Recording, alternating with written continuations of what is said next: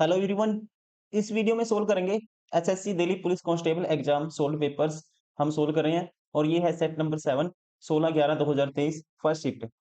Delhi police वालों, इस video में सोल्व करेंगे इसका हम जनरल अवेयरनेस। जो भी जितने भी क्वेश्चन आए थे 50 क्वेश्चन रहते हैं जनरल अवेयरनेस के सारे 50 क्वेश्चन इस वीडियो में आपको मिलेंगे। तो चलिए स्टार्ट करते हैं क्वेश्चन नंबर 1 से। क्वेश्चन नंबर 1 है, तुंगभद्रा, कोयना और भीमा किस प्रायद्वीपीय नदी की प्रमुख सहायक नदियां हैं?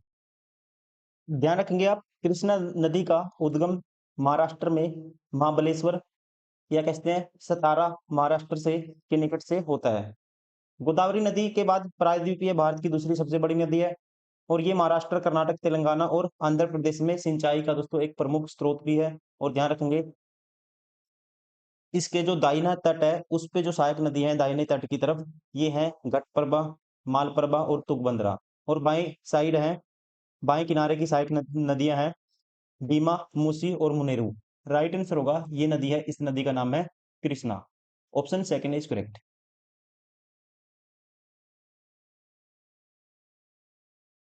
क्वेश्चन नंबर 2, वर्ष 1961 में एक बड़ा ब्रिटिश ऑर्केस्ट्रा का संचालन करने वाले पहले भारतीय निम्नलिखित में से कौन थे? वे इजराइल फिल्म हार्मोनिक ऑर्केस्ट्रा के म्यूजियम डायरेक्टर फॉर लाइफ थे। म्यूजिक डायरेक्टर फॉर लाइफ भी थे।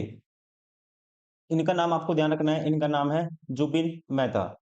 और ये भी ध्यान रखेंगे 1966 में इनको मिला था पद्म भूषण और 2001 में इनको दिया गया था पद्म विभूषण। और साथ ही साथ ये भी ध्यान रखेंगे सितंबर 2022 में उन्हें ऑर्डर ऑफ द ऑस्ट्रेलिया का मानद भी प्रदान किया गया था। ठीक है, इनका नाम है जुबिन मेहता। राइट आंसर होगा option third. Question number 3, Murad Ali एक प्रसिद्ध डैश वादक हैं।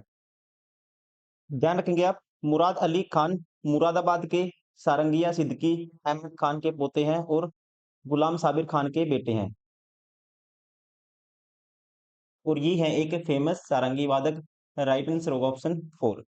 क्या आएगा? सारंगी वादक। क्वेश्चन नंबर 4, भारत के उपराष्ट्रपति का चुनाव एक निर्वाचक मंडल द्वारा किया जाता है जिसमें डैश के सदस्य शामिल होते हैं। ध्यान रखेंगे अनुच्छेद 66 आर्टिकल 66 उपराष्ट्रपति के चुनाव से संबंधित है। और इसके चुनाव में ध्यान रखेंगे सदनों के दोनों ओर के सदस्य शामिल होते हैं, या कह सकते हैं संसद के दोनों सदन के सदस्य शामिल होते हैं। राइट आंसर होगा ऑप्शन 4। क्वेश्चन नंबर 5, हर्मिका एक डैश बौद्ध रेलिंग है जिसमें से एक सेप्ट निकलता है और जो शाही छतरी को एक प्रदान करता है। इसका राइट आंसर होगा, ध्यान रखना आपको, ये होगा ऑप्शन 4 वृत्ताकार। हर्मिका बौद्ध स्तूप के शीर्ष पर एक स्थित वृत्ताकार रोलिंग है जिसमें ये सेप्ट निकलती है और सेप्ट शाही छतरी को सहारा प्रदान करता है या करती है, जो स्तूप के समान का एक सिंबल है, प्रतीक है। राइट आंसर होगा ये है दोस्तों, ध्यान रखना आपको, कैसी रोलिंग है? वृत्ताकार। Option 4 is correct.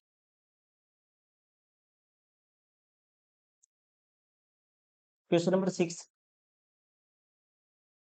वैदिक काल में तक्षण शब्द का प्रयोग डैश के लिए किया जाता था। तक्षण बोला जाता था वैदिक काल में, ये आपको ध्यान रखना है। बड़ई को किसे बोला जाता था? बड़ी को बोला जाता था तक्षण। उसके अलावा ध्यान रखेंगे सेनानी किसको बोला जाता था? सेना का सर्वोच्च कमांडर को बोला जाता था सेनानी। ठीक है, सेना का सर्वोच्च कमांडर को क्या बोलते थे? सेनानी बोलते थे। रथकार बोलते थे, ध्यान रखेंगे, रथ निर्माता को बोला जाता था रथकार। उसके अलावा ध्यान रखेंगे कुलप, कुलप बोला जाता था परिवार का मुखिया, उसे बोला जाता था कुलप। कुलप किसे बोला जाता था? परिवार के मुखिया को। पूछा क्या है? तक्षण को, तक्षण शब्द का प्रयोग किया जाता था किसके लिए? बढ़ई के लिए। राइट आंसर होगा ऑप्शन थर्ड, मतलब कि इंग्लिश में कहेंगे कारपेंटर के लिए। क्वेश्चन नंबर 7, निम्नलिखित में से कौन सी हरित क्रांति की एक अनिवार्य विशेषता है? इसका राइट आंसर होगा दोस्तों, इसकी विशेषता है HYV बीजों का इसमें यूज किया गया था। ठीक है, HY बीजों से फसल उत्पादकता में काफी उल्लेखनीय वृद्धि हुई थी। जैसे कि पंजाब में खासकर फोकस किया गया था, जो गेहूं में पंजाब के गेहूं का उत्पादन है पंजाब में, उसमें HYV बीजों पर ध्यान दिया गया था और इनका यूज किया गया था, जिससे पंजाब में अच्छे, ये भी क्वेश्चन आता है कि अच्छे गेहूं का उत्पादन में काफी अच्छी सफलता मिली थी, गेहूं का उत्पादन अच्छे तौर पे हुआ था। राइट आंसर होगा इसका ऑप्शन 4। हरित क्रांति की एक अनिवार्य विशेषता HVY बीजों से फसल उत्पादकता में उल्लेखनीय वृद्धि। Option 4 is correct. Question number 8, tariff और व्यापार संबंधी सामान्य करार को डैश वर्ष में औपचारिक रूप दिया गया था। General agreement on tariffs and trade was formalised in the year.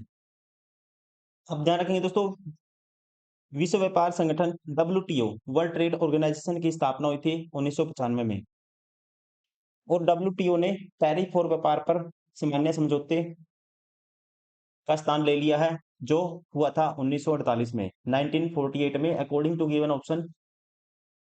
ये ऑप्शन पास है, ठीक है। एग्जैक्ट क्या आएगा? 1948 शुरू में, मतलब 1948 में शुरू किया गया था, ठीक है। टैरिफ और व्यापार संबंधी सामान्य करार को 1947 या 48 वर्ष में औपचारिक रूप दे दिया गया था।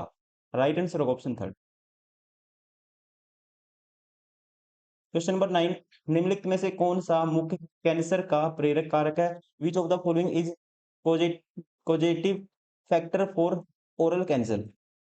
ओरल कैंसर पॉजिटिव फैक्टर है यहाँ पे। राइट आंसर होगा ऑप्शन सेकंड, तंबाकू। तंबाकू क्या है दोस्तों? ठीक है, मुख कैंसर का, मुंह में जो कैंसर होता है उसका कह सकते हैं प्रेरक कारक। राइट आंसर होगा ऑप्शन सेकंड।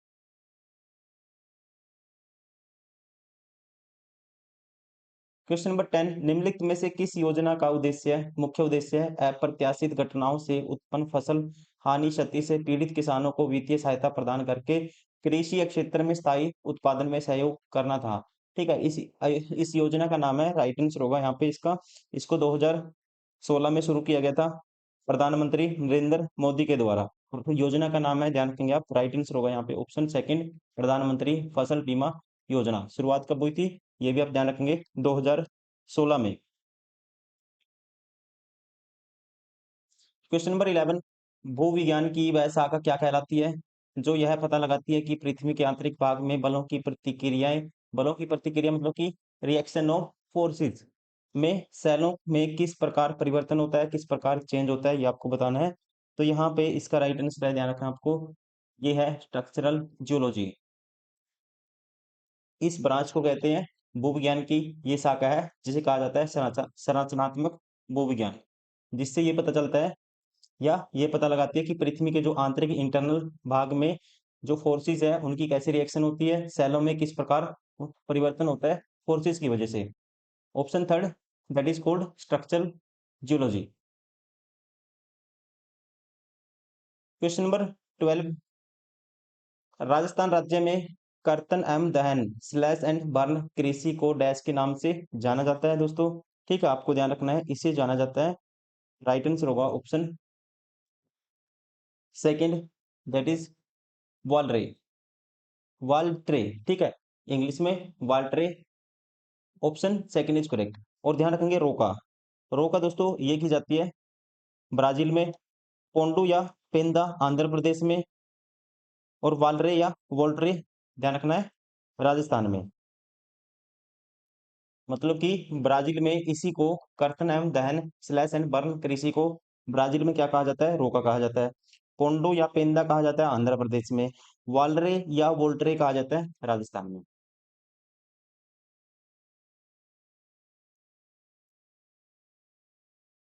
क्वेश्चन नंबर 13, 1991 में नई आर्थिक नीतियों, न्यू इकोनॉमिक पॉलिसी के तहत आर्थिक नीतियों के उदारीकरण के बाद निम्नलिखित में से क्या नहीं हुआ है? इस कहते हैं क्या नहीं हुआ था, ठीक है। अब विश्व व्यापार में निर्यात में भारत की हिस्सेदारी में वृद्धि हुई थी दोस्तों, ठीक है, क्योंकि व्यापार क्या कर दिया था, ट्रेड फ्री कर दिया था, मतलब ट्रेड में जो टैक्स था बहुत ही कम कर दिया था। प्रत्यक्ष विदेशी निवेश में अंतर्वाह में वृद्धि, ये भी ठीक है, कहता है increase in inflows from foreign direct investment.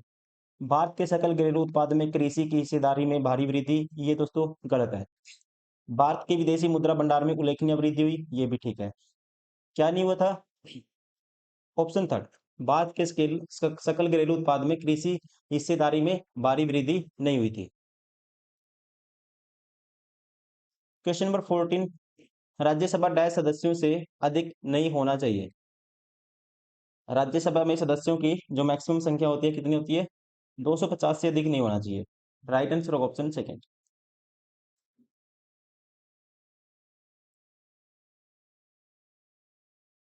Question number 15, 3000 metre steeplechase race में कुल कितने जंप होते हैं? आपको ध्यान रखना है 3000 मीटर स्टीपल चेज रेस में कुल 35 या 35 जंप होते हैं। इसमें और ध्यान रखेंगे सामान्य बाधाएं होती हैं 28, स्थिर बाधाएं जिसको बोलते हैं, और 7 वाटर जंप शामिल होते हैं। टोटल कितना होता है?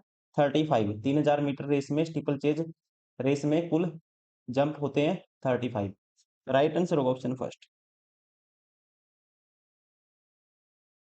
क्वेश्चन नंबर 16, 1824 में जेम्स प्रिंसेप ने भारत के किस शहर में जनगणना की थी? आप ध्यान रखेंगे सबसे पहले जनगणना का जो इतिहास माना जाता है ये शुरू हुआ था 1800 से। ठीक है, 1800 से। कहाँ पे? इंग्लैंड से। इसके साथ ही फिर जेम्स प्रिंसेप ने इलाहाबाद की जनगणना करवाई थी 1824 में, और बनारस की 1827 से लेकर 28 तक जनगणना कराई गई जेम्स प्रिंसेप के द्वारा। और इसके अलावा दोस्तों ध्यान रखेंगे किसी भी भारतीय शहर की पहली पूर्ण जनगणना अगर पूछे 1830 में हेनरी वोल्टर द्वारा ढाका में आयोजित ढाका में करवाई गई थी। उस टाइम ढाका किस में आता था? जो वर्तमान में बांग्लादेश में भारत में आता था। ठीक है, राइट आंसर होगा यहाँ पे सबसे पहले 1824 में क्या आएगा? इलाहाबाद। उसके बाद 1827 28 आएगा, क्या आएगा? बनारस। वहां भी किसने करवाई थी? जेम्स प्रिंसेप ने। लेकिन पूर्ण रूप से किसी भी भारतीय शहर की जनगणना 1830 में किसने करवाई थी? हेनरी वोल्टर ने करवाई थी। कहां पे? ढाका में। क्वेश्चन नंबर 17, निम्नलिखित में से किस वर्ष में सुभाष चंद्र बोस को भारतीय स्वतंत्रता लीग के अध्यक्ष के रूप में नियुक्त किया गया था? आप ध्यान रखेंगे राज बिहारी बोस के कहने पर, उनके निमंत्रण पर सुभाष चंद्र बोस 13 जून 1943 को पूर्वी एशिया आए थे, और उन्हें इंडियन इंडिपेंडेंस लीग का अध्यक्ष बनाया गया था, और आईएनए का नेता भी बनाया गया था, जिसे हम आमतौर पर क्या कहते हैं? आजाद हिंद फौज। राइट आंसर होगा 1943 option second.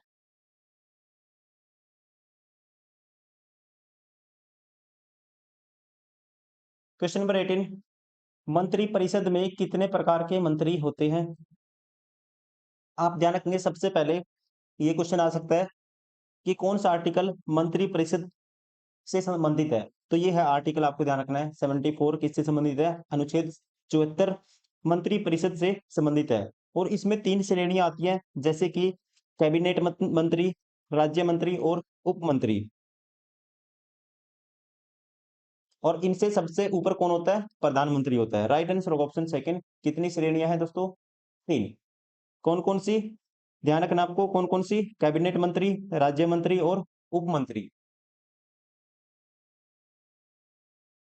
Question number 19, Beti Bachao Beti Padhao योजना भारत सरकार का एक अभियान है जो भारत के में जागरूकता पैदा करने और डैश के लिए लक्षित कल्याण सेवाओं को की दक्षता में सुधार के लिए स्थापित किया गया था। तो इसका राइट आंसर होगा दोस्तों, ध्यान रखें, किसकी? लड़कियों की। ठीक है, जागरूकता प्रदान करने और लड़कियों के लिए लक्षित कल्याण सेवाओं की दक्षता में सुधार के लिए स्थापित किया गया था। जैसे बेटी बचाओ बेटी पढ़ाओ योजना की शुरुआत कहाँ से हुई थी? हरियाणा के पानीपत से हुई थी। 1500 सॉरी 2015 में किसने की थी? प्रधानमंत्री नरेंद्र मोदी ने। लक्ष्य क्या है? जैसे बालिकाओं को शिक्षित बनाना, ठीक है, कह सकते हैं लिंग अनुपात में सुधार करना, बहुत सारे इसके लक्ष्य थे। बेटियों को आगे बढ़ाना, उनको कह सकते हैं आत्मनिर्भर बनाना। राइट आंसर होगा ऑप्शन फर्स्ट।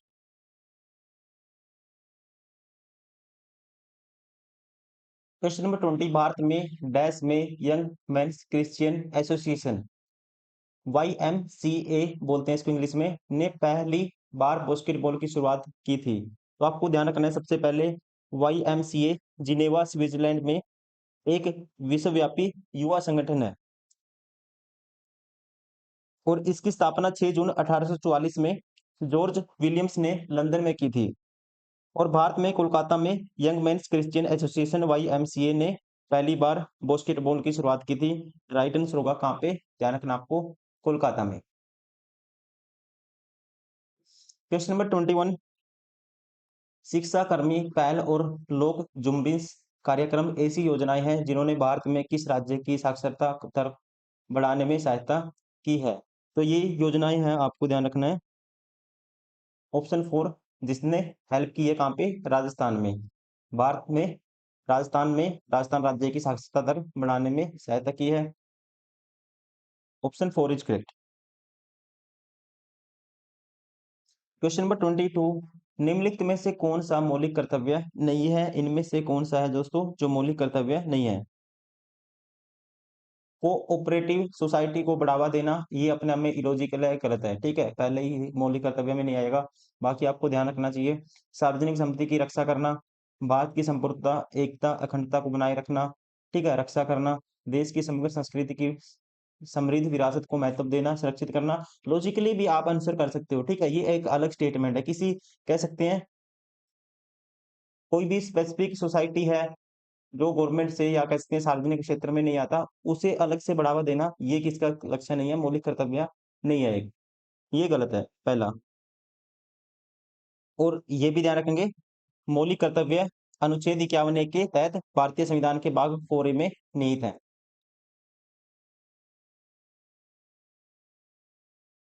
क्वेश्चन नंबर 23, भारतीय संविधान का निम्नलिखित में से कौन सा अनुच्छेद ग्राम पंचायतों के संगठन से संबंधित है। तो ये है दोस्तों, ध्यान रखना आपको, ये अनुच्छेद है, राइट आंसर होगा ऑप्शन सेकंड, अनुच्छेद 40। अनुच्छेद 40 ग्राम पंचायत के गठन से संबंधित है, ध्यान रखना आपको, option second is correct. Question number 24, Muhammad bin Tughlaq ने इब्न बतूता को दिल्ली में डैश के पद पर नियुक्त किया था। इन्होंने नियुक्त किया था, ध्यान रखेंगे, 13वीं शताब्दी में, राइट आंसर होगा काजी के पद पर। और ये भी ध्यान रखना है, कई बार पूछ लेता है, जो पुस्तक है इनकी मोस्ट फेमस, रीला, जिसका मतलब मेरी यात्राएं, ये किसकी है, ये भी इब्न बतूता की है, ये भी आपको ध्यान रखना है। क्वेश्चन नंबर 25, मध्य मंडल मेजोस्फीयर की सीमा क्या है। मध्य मंडल दोस्तों मेजोस्फीयर की सीमा है, ये है तीसरी परत है, ध्यान रखेंगे। कौन सी परत है ये, तीसरी लेयर है, थर्ड लेयर है, जो समताप मंडल के ऊपर स्थित है, और 50 से 80 किलोमीटर की ऊंचाई तक फैला हुआ है, राइट आंसर होगा ऑप्शन फर्स्ट, 50 से 80 किलोमीटर।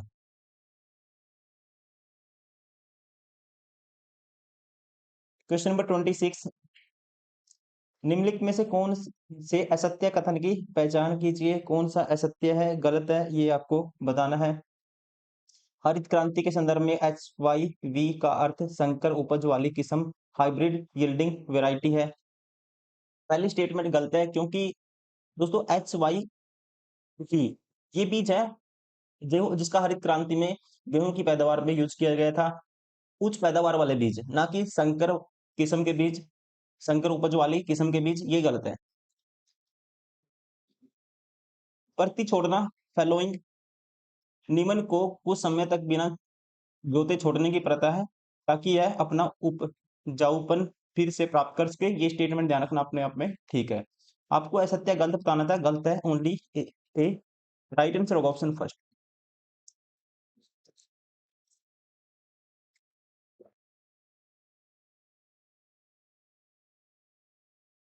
क्वेश्चन नंबर 27, सुल्तान मोहम्मद बिन तुगलक ने डैश, जो एक शराब बनाने वाला था, को दिल्ली सल्तनत में एक उच्च प्रशासनिक पद पर नियुक्त किया था।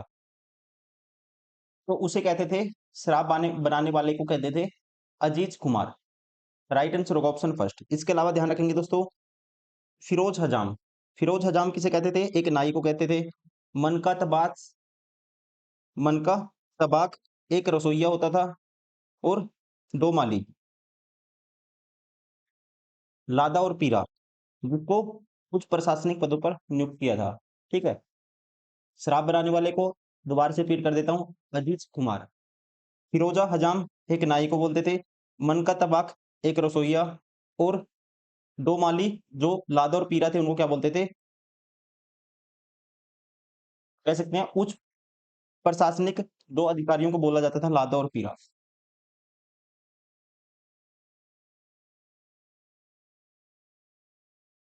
क्वेश्चन नंबर 28, प्रत्येक कबड्डी मैच की देखरेख के लिए कितने अधिकारी होते हैं दोस्तों। यहाँ पे राइट आंसर होगा इसके लिए होते हैं 6 अधिकारी। कौन कौन से? 2 अंपायर, 1 स्कोरर और 1 सहायक स्कोरर और 1 होता है रेफरी। और खिलाड़ी कितने होते हैं एक पक्ष में? 7 खिलाड़ी होते हैं। और जो सीट पे बैठते हैं खिलाड़ी, जो मैदान में नहीं होते, वो होते हैं 5 खिलाड़ी। और खेल सीमा होती है, टाइम लिमिट होती है 40 मिनट की।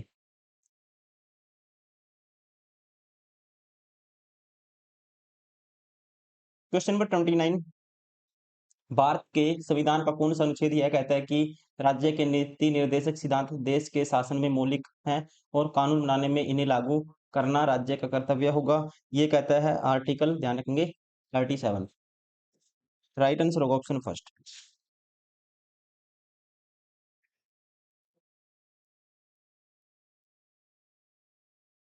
क्वेश्चन नंबर 30, निम्नलिखित में से कौन अहमदाबाद में दर्पण एकेडमी ऑफ परफॉर्मिंग आर्ट्स के संस्थापक और निर्देशक थे, जो छात्रों को नृत्य, नाटक, संगीत और कठपुतली में प्रशिक्षित करता था? इनका नाम है, राइट आंसर होगा option 4, Mrinalini Sarabhai.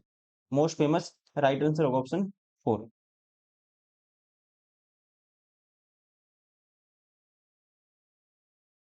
Question number 31, Vellore में सिपाही विद्रोह किस वर्ष हुआ था? वेलोर में सिपाही विद्रोह, सिपोई रिवोल्ट, दोस्तों ध्यान रखेंगे आप, राइट आंसर होगा यहाँ पे, ये हुआ था 1806 में। Option second is correct. ये कहाँ पे है? तमिलनाडु में है वर्तमान में वेलोर। और यहाँ पे विद्रोह हुआ था, आपको ध्यान रखना है, 10 जुलाई 1806। क्वेश्चन नंबर 32, निम्नलिखित में से कौन सा राज्य है भक्ति लोक नृत्य गंभीरा से संबंधित है? गंभीरा, गंभीरा ध्यान रखेंगे, इससे संबंधित है पश्चिम बंगाल। राइट आंसर होगा option 4।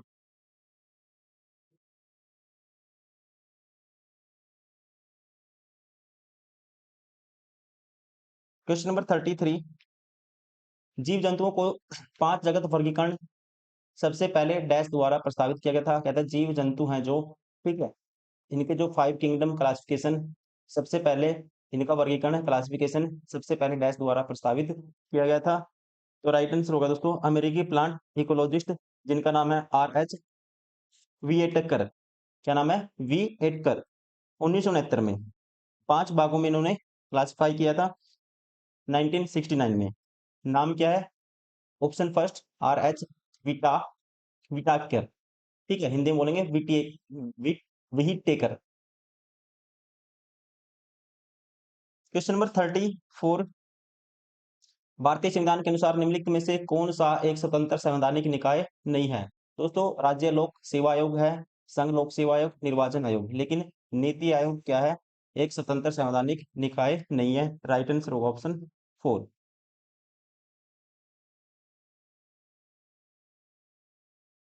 Question number 35, Shri Narayan गुरु, जो एजावा जाति के थे, ने आधुनिक राज्य डैश में अपने सामाजिक सुधार आंदोलन की शुरुआत की थी? तो आपको ध्यान रखना है, श्री नारायण गुरु केरल में एजावा जाति से संबंधित एक गुरु और सुधारक थे। उन्होंने अपने लोगों के लिए एकता और आदर्शों की घोषणा की थी। और कह सकते हैं राइट आंसर होगा ऑप्शन 4, केरल, ठीक है। श्री नारायण गुरु, जो एजावा जाति के थे, ने आधुनिक राज्य कहाँ पे? केरल में अपने सामाजिक सुधार आंदोलन की शुरुआत की थी। क्वेश्चन नंबर 36,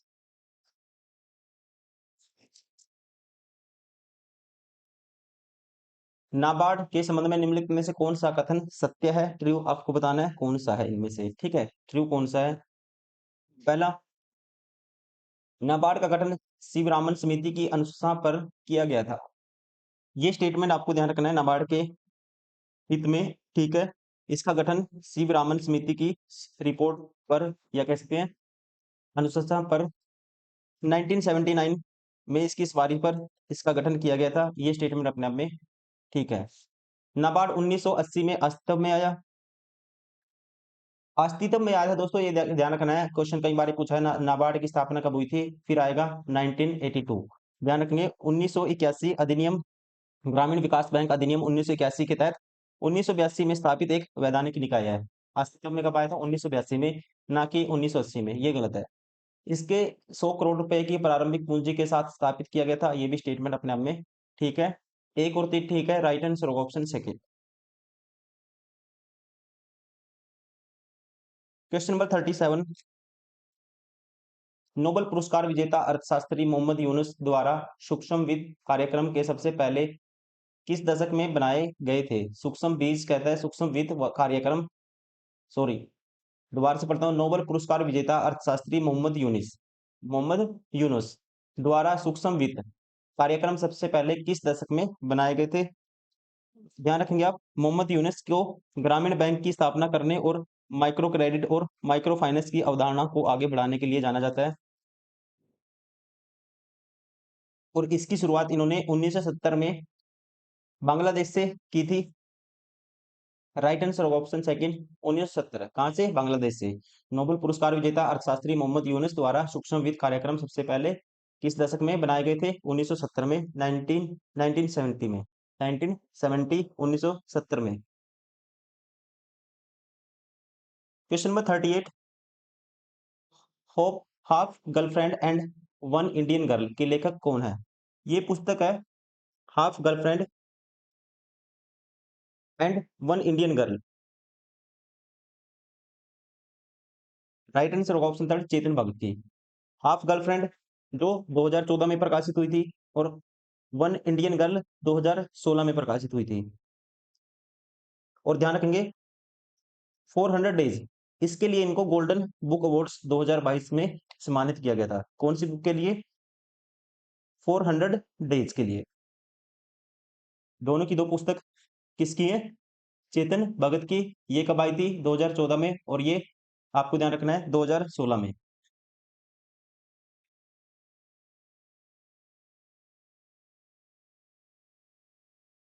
क्वेश्चन नंबर 39, भगवान शिव को समर्पित नवाला का धन्यवाद महोत्सव मुख्य रूप से हिमाचल प्रदेश के किस शहर में मनाया जाता है? तो इसको मनाया जाता है हिमाचल प्रदेश के कांगड़ा जिले में। राइट आंसर होगा ऑप्शन थर्ड। क्वेश्चन नंबर 40, फुगड़ी नृत्य आमतौर पर निम्नलिखित में से किस त्योहार के दौरान किया जाता है? दोस्तों ठीक है, फुगड़ी नृत्य किया जाता है, आपको ध्यान रखना है। यह किया जाता है महाराष्ट्र और गोवा में। किस त्योहार पर? गणेश चतुर्थी। गणेश चतुर्थी अंदाजा लगा सकते हो कहाँ पे फेमस है? महाराष्ट्र में। ठीक है, तो इसको किया जाता है फुगड़ी नृत्य को आमतौर पर महाराष्ट्र और गोवा में गणेश चतुर्थी के अवसर पर। क्वेश्चन नंबर 41, हुमायूं का मकबरा जो डैश में स्थित है फारसी वास्तुकला से प्रेरित मुगल वास्तुकला का एक उदाहरण है। हुमायूं का मकबरा है दोस्तों, राइट आंसर होगा यहाँ पे ऑप्शन सेकंड, दिल्ली में।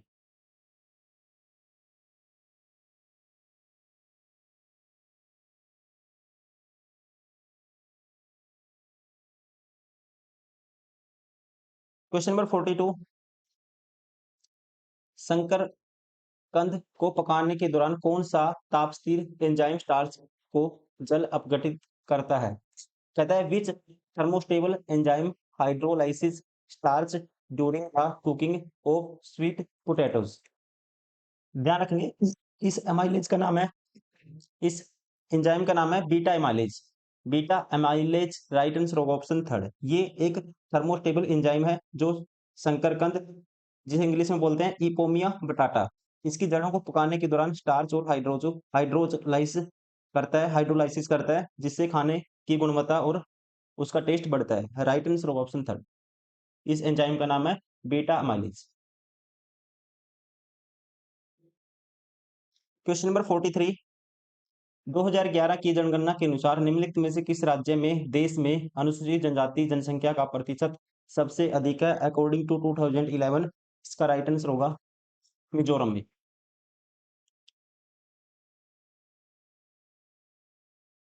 Question number 44, Birsa Munda hockey stadium dash में स्थित है?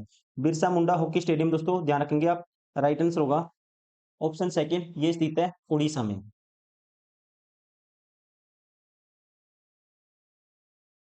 क्वेश्चन नंबर 45, कांग्रेस ने 1929 में किस स्थान पर अपने अधिवेशन में पूर्ण स्वराज का प्रस्ताव की घोषणा की थी? मोस्ट फेमस क्वेश्चन और आसान क्वेश्चन, जो स्टूडेंट तैयारी कर रहे हैं कुछ टाइम से तो उनको तो पता ही होगा। कहां से? लाहौर से। क्वेश्चन नंबर 46,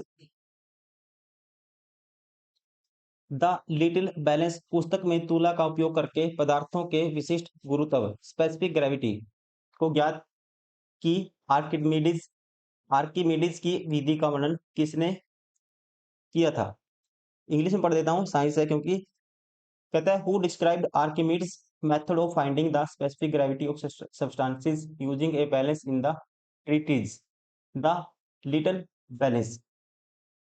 राइट आंसर होगा इसका ऑप्शन सेकंड, ये किया था गैलीलियो गैलीली ने। Option second is correct.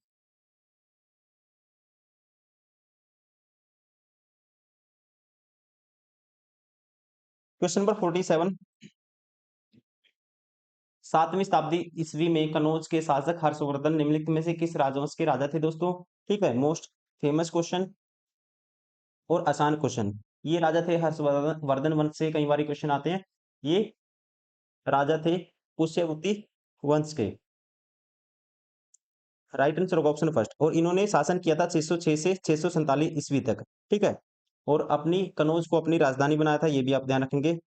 और ध्यान रखेंगे इसके अलावा जो वर्धन वंश है या पुष्यभूति राजवंश है, इसकी स्थापना या संस्थापक पूछता है कई बारी, तो वो थे प्रभाकर वर्धन, जो इनके क्या थे? पिता थे, किसके? हर्षवर्धन के।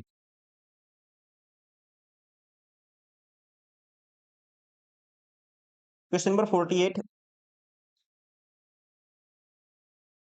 प्रत्येक स्वतंत्रता दिवस पर प्रधानमंत्री द्वारा राष्ट्रीय ध्वज कहाँ फहराया जाता है? आसान क्वेश्चन है। ठीक है, राइट आंसर होगा ऑप्शन थर्ड, लाल किला में। क्वेश्चन नंबर 49, नोंगक्रेम और लाहो निम्नलिखित में से किस राज्य के लोकप्रिय नृत्य हैं? ध्यान रखना आपको, ये लोकप्रिय नृत्य हैं। ऑप्शन फोर, मेघालय के।